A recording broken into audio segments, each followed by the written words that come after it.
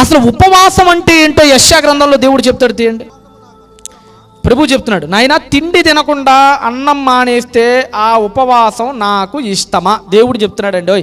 మీరు జీవితాల్లో ఉపవాసం చేస్తే అసలు ఎలాంటి ఉపవాసం దేవుడికి అంగీకారము యెషయా గ్రంథంలో దేవుడు మాట్లాడాడండి 58వ అధ్యాయంలో. 58వ అధ్యాయం 5వ వచనం. ఇట్టి ఉపవాసము నాకు ఇష్టమా, నాకు అనుకూలమా?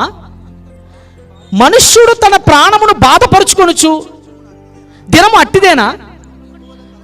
ఉపవాసం రోజు ఒక్కొక్కడు ఎలా ఉంటాడో చెప్తున్నాడు ఇక్కడ. ఒకడు జమ్ము వలె, అంటే జమ్ము ఎలా ఉంటుందండి? జమ్ము ఎప్పుడు కూడా నేలకు ఉంగు ఉంటుంది. ఉపవాసం ఉన్నాడు చూడండి, ఉపవాసం ఉన్నాడండి, ఎప్పుడు లేని నీరసం వాడు నటిస్తాడండి. బయటకు వచ్చిన తర్వాత వాడిని చూస్తేనే అడగాలన్నమాట, అట్ట నటిస్తాడు. ఏం బ్రదర్ తమరు ఉపవాసం ఉన్నారు అడగాలి. ఆ క్వశ్చన్ వచ్చేదాకా నీరసంగా ఉంటాడు. ఆ క్వశ్చన్ ఎప్పుడెప్పుడు అడుగుతాడా, ఎప్పుడెప్పుడు ఓపెన్ అయిపోతామా అనుకునేటట్టుగా నటిస్తారు. విచారం అసలు ఉపవాసం ఉన్నప్పుడు అండి నిజంగా అసలు విచారం ఉండకూడదండి, అసలు ఎదుటోడికి తెలియకూడదు. అదే అన్నాడు కదా 6:16 మత్తయి కూడా మీరు చదువుకోండి. 6వ అధ్యాయం అంతా ఉపవాసం ఎలా చేయాలో చెప్తాడు. అక్కడ చెప్పిన దానిలో నీ ఉపవాసం యాత్ర నీకు తప్ప ఎవ్వడికి తెలియకూడదు. శ్రమలలో ఆనందపరుడై ఉండు అంటాడు యాకోబు పత్రికలో మహానుభావుడు. ఉపవాసం చేస్తే అందరికీ తెలియాలని దండోరా వేసుకొని మరీ చెప్పే విధంగా ఉండకూడదు మన ఉపవాసం. ఉపవాసం చేస్తే నీకు నీ దేవుడికి తప్ప ఎవ్వడికి తెలియకూడదు. కానీ ఈరోజు ఉపవాసాలు ఎలా ఉన్నాయి? ఆయన చేస్తున్నాడు ఈయనకి తెలుసు, ఈయనకు చేస్తున్నాడు ఆయనకి తెలుసు. ఆడు అడిగేదాకా మనం నీరసం మొహం పెడితే అన్నాడు. మీరు జమ్ములాగా తలకాయ దించుకొని నీరసంగా ఉంటారా ఉపవాసం చేసేటప్పుడు? చదవండి. గోనె పట్ట కట్టుకొని బూడిద పరుంచుకొని కూర్చుండటం ఉపవాసం. అదే అంటున్నాడు ఇక్కడ. విచారంగా మొహం పెట్టుకొని ఇంట్లో మూలన కూర్చొని ఎప్పుడెప్పుడు 3 అయిద్దా అని అనుకోవటమా ఉపవాసం? మీకు కూడా అప్లై చేసుకుంటా వచ్చానండి. అతి ఉపవాసము యెహోవాకి ఇష్టం అంటే ఇలాంటి ఉపవాసాలు చేస్తే నాకు ఇష్టం అని మీరు అనుకుంటున్నారా? దేవుడు చెప్తున్నాడండి ఈ మాటలో. ఇటు ఉపవాసము యెహోవాకి ప్రీతికరమని మీరు అనుకొనుచున్నారా? అది అబ్బా అస్సలు వండర్ఫుల్ వర్డ్స్ అండి బైబిల్లో అవి. ఉపవాసం అంటే ఏంటో ఒక్క దెబ్బలో చెప్పేశాడండి దేవుడు ఇక్కడ. ఏమన్నాడు చెబుదామండి? దుర్మార్గులు కట్టిన కట్లను విప్పాలి. నెక్స్ట్ కాడిమాని మూకులు తీయాలి. నెక్స్ట్ బాధింపబడిన వారిని విడిపించాలి. నెక్స్ట్ ప్రతి కాడిని విరగొట్టాలి. ఇవన్నీ నియమాలు, ఉపవాసంలో నియమాలు. మనం పెట్టుకుంటాం ఉపవాసంలో నియమాలు. పొద్దునే తల స్నానం చేయాలి. ఈ నియమాలు నువ్వు పెట్టుకున్నావు.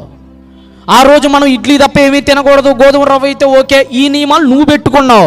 ఇవి కాదు దేవుడు పెట్టిన నియమాలు. దేవుడు పెట్టిన నియమాలు ఏంటంటే బాధింపబడిన వారిని విడిపించు, కాడి మాను మోకులు విరక్కొట్టు. ఇంకేమన్నా?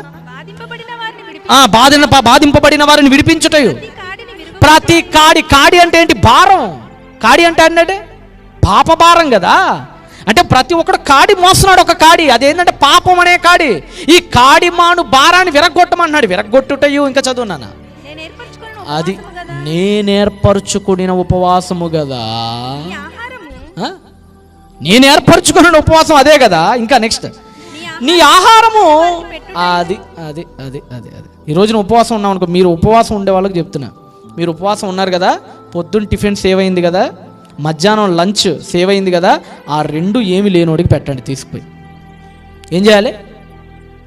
నువ్వు ఆపుకున్నావే ఆకలి, దాచుకున్నావే ఆ తిండి, దాన్ని తీసుకువెళ్ళి ఆకలి ఉన్నోడికి పెట్టు.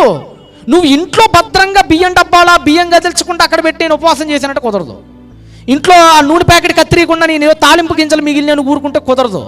ఉపవాసం ఏం చేయాలంటే నువ్వు అన్నం వండు. ఉపవాసం రోజు నువ్వు అన్నం వండు, అది నువ్వు తినకు, వేరే వాడికి పెట్టు. అది ఉపవాసం అంటే. ఆ రోజు నువ్వు ఏం తినాలనుకున్నావు? రోజు దోశ ఇడ్లీ తింటావా? దోశ ఇడ్లీ చేయి, నువ్వు తినకు, పక్కనోడికి పెట్టేవాడికైనా, ఆకలి అన్నం లేనోడికి పెట్టేవాడికైనా. ఆ రోజు నువ్వు చికెన్ తినాలనుకున్నావు, ఆ రోజు ఆదివారం వచ్చిందా, చికెన్ తినాలనుకున్నావు, వండుకో, నువ్వు తినకు, అది ఏమీ లేని బేదోడికి పెట్టు పక్కకెళ్ళి. That is real fasting. అది నిజమైన ఉపవాసం అంటే. అదే అంటున్నాడు అక్కడ, నీ ఆహారం ఆకలి కొనిన వానికి పెట్టుటయు, నీ రక్త సంబంధునికి ముఖము తిప్పకుండుటయు. దిక్కుమాలిన బీద వాళ్ళనయ్యా, తిండికి దిక్కు లేక నీకు తిండి ఉండి నువ్వు తినట్లేదు, తిండి లేక చచ్చిపోతున్న వాళ్ళు ఉన్నారండి. భారతదేశంలో ఉందట, తిండి లేక చచ్చిపోతున్నారట చాలా మంది. ఒక్క పూట తిండి లేని వాళ్ళు కొన్ని కోట్ల మంది ఉన్నారట ప్రపంచంలో. నీకు తిండి ఉండి నువ్వు వండుకోవట్లా, వాడికి లేక ఎవడెవడు పెడతాడా అని ఎదురు చూస్తున్నాడండి. అదే అన్నాడు అక్కడ. ఏమంటాడు నాన్న? చదువుదాన్ని. దిక్కుమాలిన బీదలను నీ ఇంట చేర్చుకో. ఎవరికైనా బట్టలు లేకటం కనపడిందా? వాడికి బట్టలు కొనిపెట్టు. ఇదియే కదా నాకు ఇష్టమైన ఉపవాసము. ఏ మత గ్రంథం చెప్పిందండి ఇంత గొప్పగా? చెప్పండి. నిజంగా దేవుడు ఓపెన్ అయిపోయాడండి. ఎందుకంటే అందరూ పొలోమన ఉపవాసాలు చేస్తున్నాడు, ఎవడు పాపం అన్నట్టు దేవుడి చిరాకు వచ్చేసిందండి. అసలు చిరాకు వచ్చి, అరే మీరు ఎందుకురా అన్నం తినకుండా ఉండి ఏదో భక్తి పరుల్లా ఫీల్ అయిపోతారు, నీ చెప్పిని మాత్రం ఎవడూ చేయట్లేదురా. ఈ ఉపవాసం నాకు అనుకూలం. అదే ఆ 58వ అధ్యాయం అంతా అసలు ఉపవాసం అంటే ఏంటో చెప్తున్నాడు యెషయా గ్రంథంలో. ఫైనల్గా ఏమంటారండి బాబు, ఉపవాసం వద్దంటారంటే నేను వద్దు అని అనట్లా. మళ్ళీ వినండి. అయితే ఒకటి మాత్రం గుర్తుపెట్టుకోండి సుమా, ఈ 40 రోజుల ఆచారం అయితే అనవసరం. ఉపవాసం చేయకూడదా అండి జీవితం అంటే చేయండి. ఇందాక నేను చెప్పినట్టుగా చేయండి. మీ అన్నం ఎవరికి పెట్టండి? లేనోడికి పెట్టండి. మీ బట్టను ఎవరికి ఇవ్వండి? లేనోడికి ఇవ్వండి. చేసేటప్పుడు ఎలా ఉండాలి? ఉపవాసం చేస్తున్నట్టు దీనమొహం వేసుకొని ఎప్పుడు అలాగ వంగుతా నడవబాక, పక్కనోడు అడిగేదాకా. అర్థమైందా? వీటన్నిటిని పాటిస్తూ చేయండి.